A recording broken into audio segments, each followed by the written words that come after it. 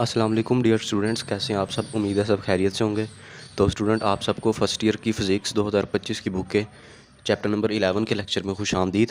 आज lecture number 3 है chapter number 11 का। पिछले लेक्चर में हमने इंपॉर्टेंट लॉन्ग क्वेश्चन किया था जिसका इस्तेमाल आने वाले लेक्चर्स में होगा और आज के लेक्चर में काफ़ी ज़्यादा इस्तेमाल होगा। तो आज के लेक्चर में हम कुछ इंपॉर्टेंट शॉर्ट क्वेश्चंस करेंगे। ठीक है, तो ये सबसे पहले हम थ्योरी ऑफ रिलेटिविटी की डेफिनेशन करेंगे कि ये क्या होती है। ये बुक के ऊपर भी मौजूद है, बुक के पेज पर आपको स्क्रीन पर वो पेज शो भी हो रहा होगा, वहाँ से आप इस टॉपिक को रीड कर भी सकते हैं। तो सबसे पहले थ्योरी ऑफ रिलेटिविटी की डेफिनेशन लिखनी है कि theory of relativity deals with how observers in different states of relative motion describe physical phenomena. तो थ्योरी ऑफ रिलेटिविटी ये बताती है कि अगर कुछ ऑब्जर्वर्स हों, वो रिलेटिव मोशन कर रहे हों या रिलेटिव मोशन की हालत में हो, तो वो किस तरह फिजिकल फिनोमिना को बयान करेंगे। तो बेसिकली ये सारा कुछ हम किस में पढ़ते हैं, ये थ्योरी ऑफ रिलेटिविटी कहलाती है। इसकी दो टाइप्स हैं, जनरल थ्योरी ऑफ रिलेटिविटी और स्पेशल थ्योरी ऑफ रिलेटिविटी। दोनों को एक एक करके हम डिफाइन कर देंगे और एग्जाम्पल के जरिए इनको एक्सप्लेन करेंगे। तो सबसे पहले शॉर्ट क्वेश्चन नंबर 5 आएगा, what is general and special theory of relativity. तो पहले जनरल थ्योरी ऑफ रिलेटिविटी की डेफिनेशन लिखते हैं। General theory of relativity deals with the problems involving non inertial frames of references. तो basically general theory of relativity में हम क्या करते हैं, non inertial frame of reference के बारे में पढ़ते हैं, उसके अंदर जो प्रॉब्लम है उसके साथ हम डील करते हैं। तो नॉन इनर्शियल फ्रेम क्या होते हैं। Non inertial frame of reference हमने पिछले लेक्चर में पढ़ा था कि जिसे हम एक्सेलरेटेड फ्रेम ऑफ रेफरेंस भी कहते हैं, यानी जिसमें एक्सेलरेशन की वैल्यू ज़ीरो नहीं होती, उसके अंदर हमारे पास जो ऑब्जेक्ट्स हैं वो एक्सेलरेशन कर रही होती हैं।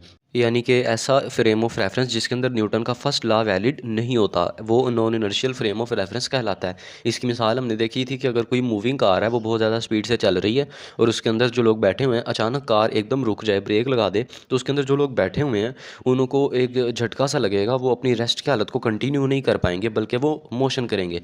बेशक वो मोशन कुछ लम्हात के लिए होगी लेकिन होगी ज़रूर। तो ये ऑपोजिट उन्होंने काम किया। ठीक है, ये इनकी रिलेटिव मोशन कहलाई। ये इनका जो फ्रेम ऑफ रेफरेंस है, जो कार है, वो कौन सा है, वो non inertial frame of reference है जिसमें न्यूटन का फर्स्ट लॉ होल्ड हुआ ही नहीं। क्योंकि न्यूटन के फर्स्ट लॉ के मुताबिक तो ये है ना कि अगर कोई ऑब्जेक्ट मोशन में है तो वो मोशन की हालत में ही रहता है जब तक कि उस पर कोई फोर्स अमल ना करे, और कोई ऑब्जेक्ट रेस्ट की हालत में है तो रेस्ट की हालत में ही रहता है जब तक कि उस पर कोई एक्सटर्नल फोर्स अमल ना करे। तो बेसिकली ये पिछले लेक्चर में आप लोग इसकी डिटेल के साथ आप इसको देख भी सकते हैं, एग्जांपल्स के जरिए हमने एक्सप्लेन किया था। आगे आप लोगों ने जनरल थ्योरी ऑफ रिलेटिविटी का एक्स्ट्रा पॉइंट लिखना है कि general theory of relativity deals with accelerating objects and gravity. तो बेसिकली इसके अंदर हम एक्सेलरेटिंग ऑब्जेक्ट्स यानी एक्सेलरेशन जो कर रहे हो उनके बारे में पढ़ते हैं और साथ साथ ग्रेविटी के बारे में भी डिस्कस किया जाता है। अब ये ग्रेविटी क्या होती है ये आप लोगों को अच्छे से पता होगा।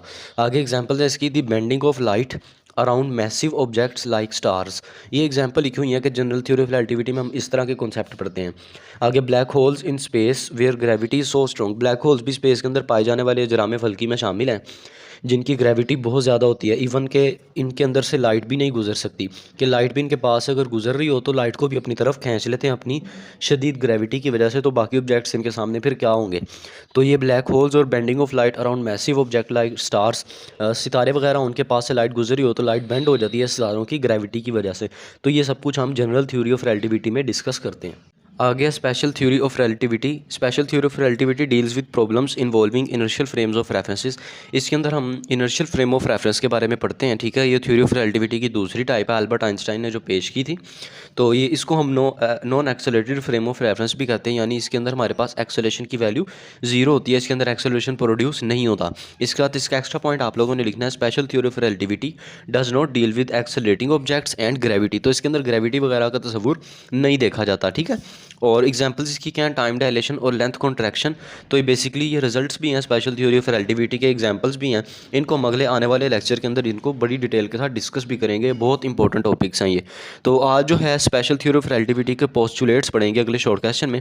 आपने इसके जो दो इंपॉर्टेंट पोस्टुलेट्स हैं उनको डिस्क्राइब करना है। तो पहला पोस्टुलेट है प्रिंसिपल ऑफ रिलेटिविटी, बुक के ऊपर भी ये मौजूद है, आप देख सकते हैं। The laws of physics are the same in all inertial frames, कि फिजिक्स के लॉज जो होते हैं वो तमाम इनर्शियल फ्रेम में हमेशा सेम ही रहते हैं। यानी कि मिसाल के तौर पर अगर आप किसी व्हीकल वगैरह में सफ़र कर रहे हैं, किसी कार में या ट्रेन में, तो आपकी स्पीड बहुत ज़्यादा है, फास्ट मूविंग है, फास्ट आप लोग मूव कर रहे हैं, तो फिर क्या होगा, आपकी स्पीड अगर कांस्टेंट है यानी कि उसमें कोई चेंजिंग नहीं आ रही, यानी कि वो अप नहीं हो रही स्पीड या डाउन नहीं हो रही, क्योंकि इसके अंदर एक्सेलरेशन प्रोड्यूस नहीं होता, तो स्पीड चेंज भी नहीं हो सकती इसमें फिर। तो अगर आप लोग बहुत ज़्यादा स्पीड के साथ मूव कर रहे हैं कांस्टेंट स्पीड के साथ, ठीक है, जो कि चेंज नहीं हो रही, तो फिज़िक्स के लॉज जो हैं वो आपके लिए सेम ही रहेंगे, ठीक है। तो इसी तरह इसकी एक एग्जांपल भी है प्रिंसिपल ऑफ रिलेटिविटी, जो फर्स्ट पोस्टुलेट है इसके बारे में, कि अगर आप ऐसी ट्रेन में मूव कर रहे हैं जिसकी छत और दीवारें नहीं हैं, बिल्कुल ओपन है, और आप बिल्कुल बहुत ज़्यादा स्पीड के साथ जा रहे हैं और आपकी स्पीड चेंज नहीं हो रही, तो आपको ऐसा महसूस ही नहीं होगा, आपको पता ही नहीं चलेगा कि आप अपनी सीट पे रेस्ट की हालत में बैठे हुए हैं या मोशन कर रहे हैं, क्योंकि स्पीड बहुत ज़्यादा तेज़ है और कांस्टेंट स्पीड है, चेंज ही नहीं हो रही। यहाँ पे फिर आप लोग एक्सपेरिमेंट्स वगैरह करेंगे, बॉल को बाउंस वगैरह करके देखेंगे, तो आपको पता चलेगा कि जो है वो फ्रेम ऑफ रेफरेंस वो किस टाइप का है, ठीक है। तो ये पहला पोस्टुलेट है प्रिंसिपल ऑफ रिलेटिविटी। दूसरा पोस्टुलेट है principle of constituency of light. The speed of light in free space has same value for all observers regardless of the state of motion, the source or observer। साथ इसकी speed of light आपने लिख देनी है, कितनी होती है, c is equal to 3 multiply 10⁸ metre पर सेकंड, ये स्पीड ऑफ लाइट होती है, आप लोगों को पता भी होगा। तो ये दूसरा पोस्टुलेट क्या कहता है, ये कहता है कि स्पीड ऑफ लाइट हमेशा सेम ही रहती है तमाम ऑब्जर्वर्स के लिए। तो बेसिकली ये पोस्टुलेट ये बताता है हमें कि मिसाल के तौर पर हम अगर बहुत ज़्यादा स्पीड से भी चल रहे हों तो लाइट की स्पीड हमेशा कांस्टेंट ही रहेगी, वो हम तक उतनी स्पीड से पहुंचेगी जो उसकी ओरिजिनल स्पीड है, यानी 3 मल्टीप्लाई 10⁸ मीटर पर सेकंड से, ठीक है। तो चाहे वो आपके फ्रंट से आपकी तरफ आ रही हो या आपके बैक से आपकी तरफ लाइट आ रही हो, तो वो आपकी तरफ हमेशा एक ही कॉन्स्टेंट स्पीड से पहुँचेगी, जो कि उसकी फिक्स स्पीड है, जिसको आने वाले शॉर्ट क्वेश्चन में हम अभी डिस्कस भी करते हैं। आगे शॉर्ट क्वेश्चन नंबर 7 है एक्सप्लेन रिलेटिविटी ऑफ साइमल्टेनिटी।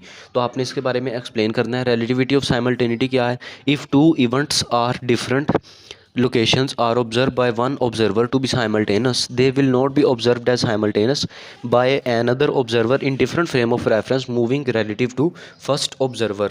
तो ये जो रिलेटिविटी ऑफ साइमल्टेनिटी है, ये पहला रिजल्ट है स्पेशल थ्योरी ऑफ रिलेटिविटी का, ठीक है। इसके बाद टाइम डायलेशन और लेंथ कॉन्ट्रैक्शन भी आएंगे, तो ये आज के लेक्चर में हम साइमल्टेनिटी तक ही देखेंगे, इसके बाद आगे हम लेंथ कॉन्ट्रैक्शन और टाइम डायलेशन देखेंगे। तो बेसिकली ये क्या है रिलेटिविटी ऑफ साइमल्टेनिटी, ये जो इसकी डेफिनेशन लिखी हुई है, बेसिकली यहाँ पर ये लिखा हुआ है कि अगर एक आदमी है, एक ऑब्जर्वर है, वो दो इवेंट्स को ऑब्जर्व कर रहा है, उसके सामने दो इवेंट्स हो रहे हैं, ठीक है, एक ही टाइम पे वो उन दोनों इवेंट्स को ऑब्जर्व कर रहा है, उसके लिए वो साइमल्टेनियस हैं, यानी कि एक ही टाइम में हो रहा है। साइमल्टेनियस का मतलब होता है बैक वक्त, यानी एक ही वक्त में अमल वक्त पजीर होना।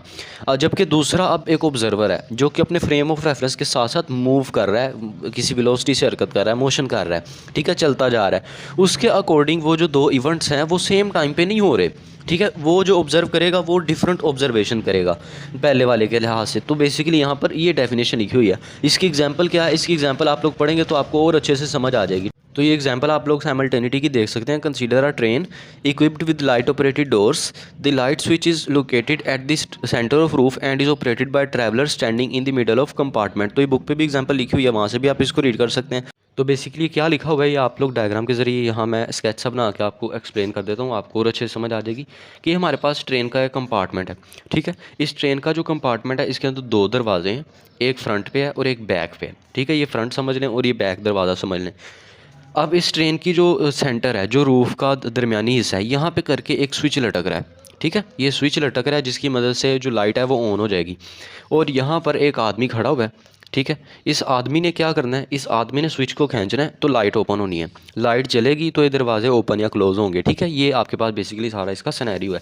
इसके बाद क्या होगा, when train is travelling at half of speed of light the traveller turns on light, कि जब ट्रेन चल रही होगी half of speed of light से, तो ट्रैवलर क्या करेगा, लाइट को चला देगा। The light travels forward and backward at equal speed and time. तो बेसिकली जिस तरह ही वो इस स्विच को ओपन करेगा, इस स्विच को ऑन करेगा, लाइट ऑन हो जाएगी और लाइट दोनों दरवाज़ों तक जाना शुरू कर देगी, ठीक है। लाइट जो है वो दोनों दरवाज़ों तक सेम स्पीड से जाएगी, क्योंकि लाइट की जो स्पीड है वो कांस्टेंट है, वो हमने सेकंड पोस्टुलेट के अंदर देखी भी है रिलेटिविटी के अभी पिछले शॉर्ट क्वेश्चन में। तो लाइट जो है वो सेम स्पीड के साथ इस दरवाजे तक भी पहुंचेगी और बैक वाले दरवाजे तक भी पहुंचेगी, और सेम उसे अगर स्पीड उसकी सेम है तो उसे टाइम भी फिर सेम ही लगेगा दोनों दरवाज़ों तक जाते हुए। तो ये बेसिकली इस पॉइंट का मतलब ये है, the light travels forward and backward at equal speed and time, so traveller sees both doors open simultaneously. तो फिर क्या होगा, ये जो ट्रैवलर खड़ा हुआ है, ये आदमी खड़ा है इस कंपार्टमेंट के अंदर, वो क्या देखेगा कि दोनों दरवाजे एक ही टाइम पे खुले हैं, क्योंकि उन पे लाइट एक ही टाइम पे पहुंची इसके मुताबिक। तो फिर ये दोनों दरवाजे एक ही टाइम पे ओपन हुए और ये ट्रेन बेसिकली इस डायरेक्शन में मूव कर रही है। अब ये जो इसका अगला पार्ट है, केस 2 है एग्जाम्पल का, वो भी लिखा हुआ है बुक के अंदर ही, वो बुक से रीड कर लेते हैं, शॉर्ट क्वेश्चन में लिखने की तो आपको ज़रूरत नहीं पड़ेगी। वो क्या लिखा हुआ है आप लोग बुक से देख सकते हैं कि अब एक ऑब्जर्वर है जो कि ट्रेन के बाहर खड़ा हुआ है, ठीक है। वो क्या देखेगा कि जो बैक वाला डोर है वो पहले ओपन हो जाता है, जबकि फ्रंट वाला डोर बाद में ओपन हो रहा है। जबकि जो अंदर आदमी खड़ा है उसके मुताबिक दोनों डोर्स एक ही टाइम पे ओपन हुए थे, लाइट दोनों पर सेम टाइम में पहुंची थी। जबकि जो बाहर ऑब्जर्वर खड़ा ऑब्जर्व कर रहा है उसके अकॉर्डिंग पहले पिछला दरवाज़ा खुलेगा, फिर अगला दरवाज़ा ओपन होगा। तो इसकी आगे उन्होंने वजह भी लिखी हुई है। ऐसा क्यों होगा? ऐसा इस वजह से होगा कि जो बैक डोर है, पिछले वाला दरवाज़ा है, वो लाइट की तरफ मूव कर रहा है, ठीक है, वो लाइट की तरफ मूव कर रहा है, और जो फ्रंट डोर है वो लाइट से दूर मूव कर रहा है, वो लाइट से दूर होता जा रहा है। ऐसा क्यों? तो बेसिकली इस पैराग्राफ में क्या लिखा हुआ है कि बाहर ट्रेन के बाहर एक ऑब्जर्वर खड़ा हुआ है, ठीक है। वो ऑब्जर्वर क्या ऑब्जर्व कर रहा है? वो ये देख रहा है कि पहले बैक वाला दरवाज़ा ओपन होगा, फिर फ्रंट वाला दरवाज़ा ओपन होगा। ऐसा क्यों हो रहा है? क्योंकि इस ऑब्जर्वर के मुताबिक ट्रेन मूव कर रही है, वैसे भी ट्रेन मूव ही कर रही है, ठीक है, हाँ, वो स्पीड ऑफ लाइट से चल रही है। तो वो क्या देखेगा, स्पीड ऑफ लाइट से जब ये चलती है ना, तो हम बेसिकली इसको देख ही नहीं सकेंगे, क्योंकि इसकी स्पीड बहुत बहुत ज़्यादा तेज़ होगी और स्पीड चेंज भी नहीं हो रही, जिसकी वजह से ट्रेन कहीं पे रुकेगी भी नहीं, बल्कि कांस्टेंट स्पीड से चलती जा रही है, सिर्फ हमें एक पॉइंट के तौर पे नज़र आ रही होगी। तो क्या होगा कि इसे ऑब्जर्व कर रहा है, जो लाइट है वो बेसिकली पिछले दरवाजे पर पहले पहुंच गई इसके मुताबिक, और अगले दरवाजे पर देर से पहुंची, जिसकी वजह से पिछला दरवाज़ा इसके मुताबिक पहले ओपन हो गया और ये वाला बाद में ओपन हो गया। तो इस तरह जो रिलेटिविटी है, स्पेशल थ्योरी ऑफ रिलेटिविटी, उसके पास्टुलेट्स हैं और इसके जो रिजल्ट्स हैं, जिसमें आज हमने पहला पढ़ा साइमल्टेनिटी, ये इस तरह हमारी एवरीडे कॉन्सेप्ट जो हैं उनको ये अफेक्ट करते हैं। जो हम सोच रहे हैं उसके उलट भी हो सकता है, ठीक है। इसको आने वाले लेक्चर्स में हम और डिटेल से पढ़ेंगे भी, जिसमें टाइम डायलेशन और लेंथ कॉन्ट्रैक्शन आएगा, वो और ज़्यादा हैरान कर देने वाले कॉन्सेप्ट्स होंगे, ठीक है, और वो आसान भी हैं। तो मुझे उम्मीद है आपको आज का लेक्चर समझ आया होगा। अगर आपको लेक्चर समझ आया, वीडियो अच्छी लगी, इसको लाइक करें, अपने फ्रेंड्स के साथ शेयर करें और हमारे चैनल को सब्सक्राइब करें। मिलते हैं आपसे कल अगले लेक्चर में, तब तक के लिए अपना ख्याल रखिएगा। अल्लाह हाफिज़।